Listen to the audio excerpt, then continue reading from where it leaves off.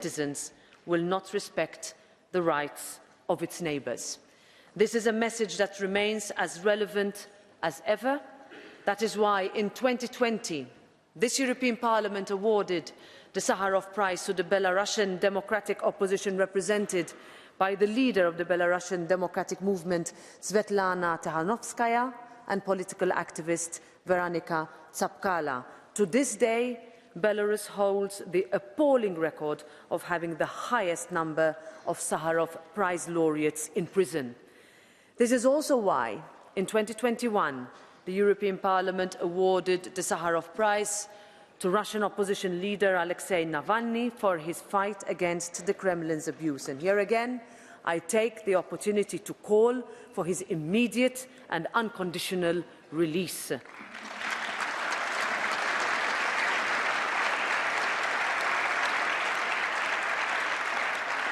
Our message is that we will not forget them. We will not forget any of our Sakharov Prize laureates who are still paying the price for freedom. This year, we meet to honour our 2022 Sakharov Prize laureates, the brave people of Ukraine, represented by their president, elected leaders and civil society. Ukrainians who have already fought hard and sacrificed so much for their freedom and our values. And so, as an introduction to this award ceremony, I invite you all to watch a short video on the laureates of the Sakharov Prize for Freedom of Thought.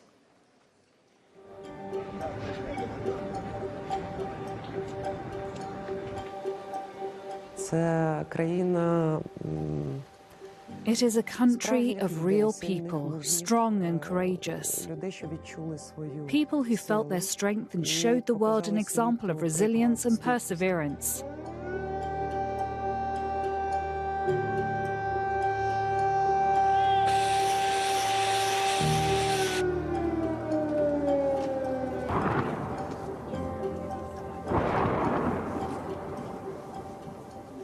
In this war with Russia, we are fighting for freedom in every sense. We are paying a high price for it.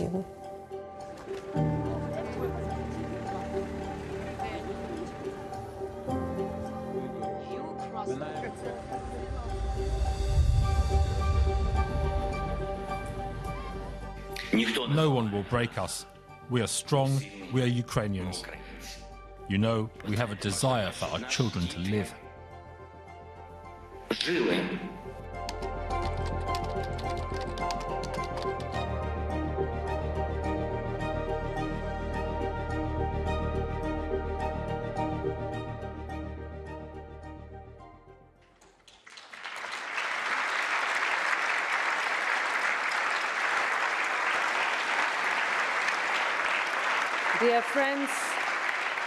Dear friends, today marks the 293rd day of war in Ukraine. We have witnessed the inspiring resistance of ordinary citizens making the ultimate sacrifice to delay a column of tanks. Senior citizens standing up to face down Russian troops with nothing but pride as their weapons. Brave women forced to give birth in underground metro stations. To these people, the message from Europe has been clear. We stand with Ukraine. We will not look away. The Ukrainian people are not just fighting a war of independence, but fighting a war of values. The values which underpin our life in the European Union and that we have long had the luxury of taking for granted each and every day. We often speak about democracy, freedom, liberty, as if they were some abstract concepts that do not really translate into much in practice. But the ability to vote for who we believe in, to read independent journalism, to assemble and to say what we want to say, to disagree and dissent, to pursue whatever gives us most happiness in life, to live and love as we choose without consequences, these are what democracy, freedom and liberty mean. And the Ukrainian people deserve to have that too.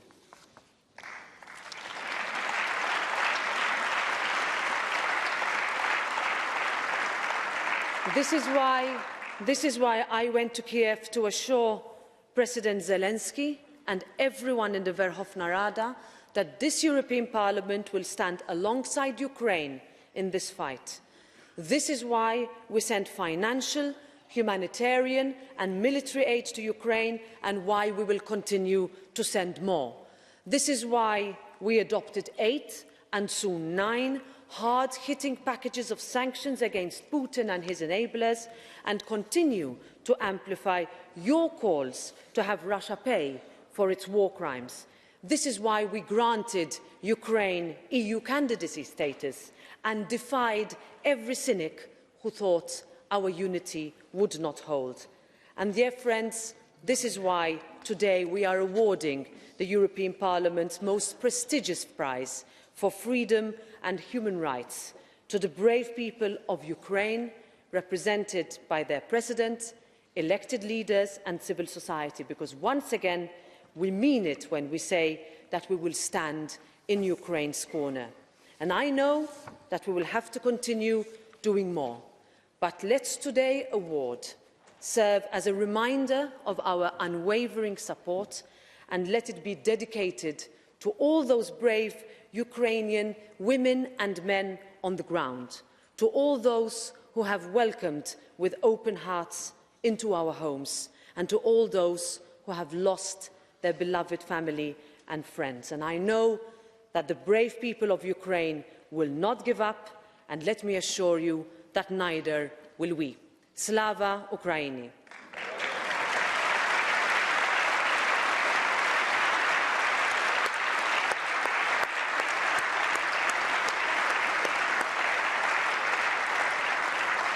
It is now my immense honour to give the floor to the President of Ukraine, Volodymyr Zelensky. President Zelensky, you have the floor.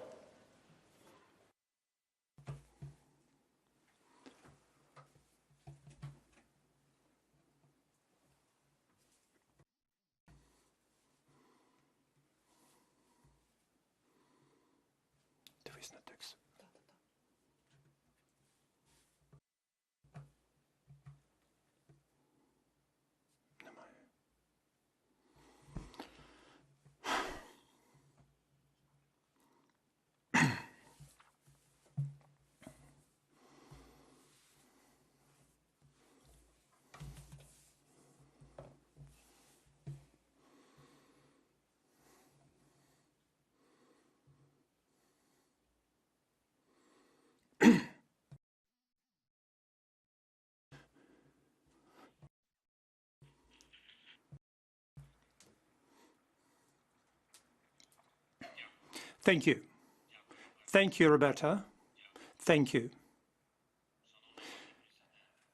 Esteemed Madam President, dear Roberta, dear friends, I greet you on behalf of all our people. It's a great honour. I greet you on behalf of those who are fighting, who work for the sake of Ukraine and for the sake of freedom, for the sake of what it is impossible to imagine all of us, for all of us, life in Europe. It is impossible to imagine it without Ukraine and without freedom, and not only because it would be simply untrue, but also because any attempt to deprive Europe of Ukraine and freedom is always a crime. And we such a crime now. Russia's terrorist war against Ukraine and Europe. It was also in the past when tyrannies tried to conquer Ukrainians and deprive all Europeans of their freedom. But when we win now, Ukrainians and all Europeans, we will win in such a way that there will never be attempts to deprive Europe of Ukraine and freedom. We will win so that there will be no attempts to apply again the genocidal policy against our people, both in Ukraine and throughout Europe. We must give, and we will give, a new effective security architecture for global freedom and international law and order. I believe this is part of our moral duty. look at how the Russian army is advancing. The occupiers are burning everything in front of them with artillery and missiles, bombs and drones, mines and ammunition, unexploded ammunition that remain in our land. The occupants are destroying cities and villages, all vital infrastructure. It happened in Mariupol. You all saw it. It was the same in Volnovakha, another city completely destroyed after the Russian offensive. More than 20,000 people lived there before this war. Now, it is a total ruin.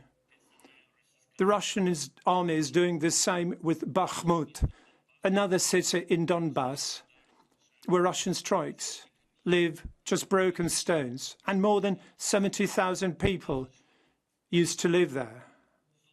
Until recently, last year. Now it is in ruins. Perhaps only after the end of this war, when we liberate all our land, and we will be able to find all the graves of the victims of Russian terror, we'll be able to say how many lives tyranny has taken this time. Now, we know thousands of names of the victims. Unfortunately, there may be many more. I ask you all to observe a minute of silence in memory of all Ukrainian men and women, all adults and children, all military and civilians whose lives were taken by this Russian war, by this deplorable war.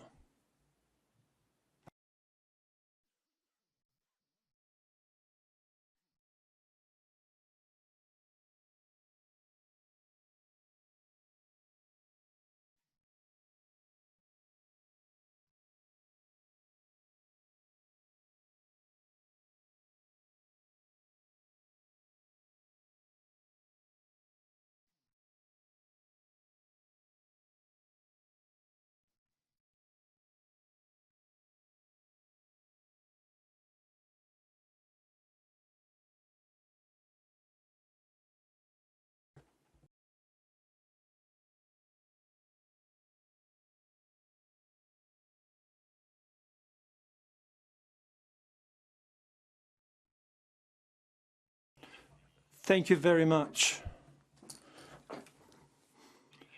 Dear friends, we must act now, not waiting for the war to end, to bring to justice all those who unleashed it and to prevent any repetition of aggression. This will be the most effective protection of freedom, human rights, the rule of law and other common values, which are embodied in particular by this award of the European Parliament, the Sakharov Prize. I'm grateful to everyone who investigates and helps to investigate the crimes of the occupiers of Ukraine, who's looking for information about Russian murderers and terrorists. I'm grateful to the International Criminal Court, which closely cooperates with Ukrainian prosecutors and has a clear intention to bring justice to the crimes committed by the occupiers on the territory of our state. And I'm grateful to all leaders and states, all politicians and international organizations that work together with us and make every effort to establish the tribunal for the crime of Russian aggression against Ukraine. I call on all of you, your parties and states, to effectively support this work. The tribunal must start working. The European Parliament has already supported this idea.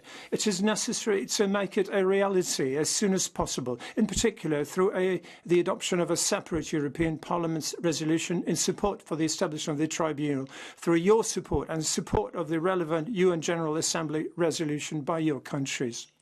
The cities and villages destroyed by Russia, destroyed lives, broken and shot lives should be reflected in the sentences, not only for those who directly committed all this, but also for those who organised and started this aggression.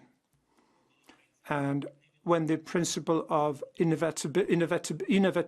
inevitability of punishment will work for the crime of aggression against Ukraine, we will be able to make the appropriate institutional basis of justice permanent, when any potential aggressor knows that punishment for a criminal war is inevitable, it will be the most effective tool for war prevention.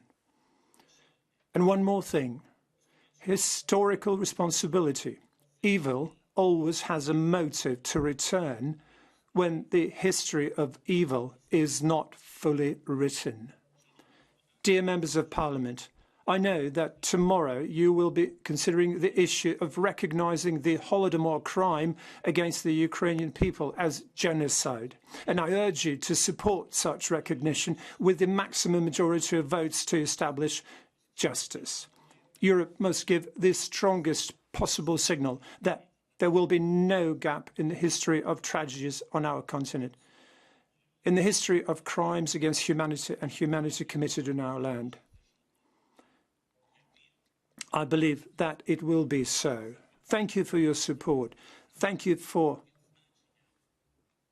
supporting and celebrating our struggle. Thank you personally for marking our struggle. Thank you personally, Roberto, for supporting us. You came to Kiev in a difficult and dangerous time, for supporting our reforms. Thank you for supporting our movement to European structures and really helping. Thank you. Glory to all our soldiers. Glory to each and everyone who defends freedom in our people. Glory to Ukraine.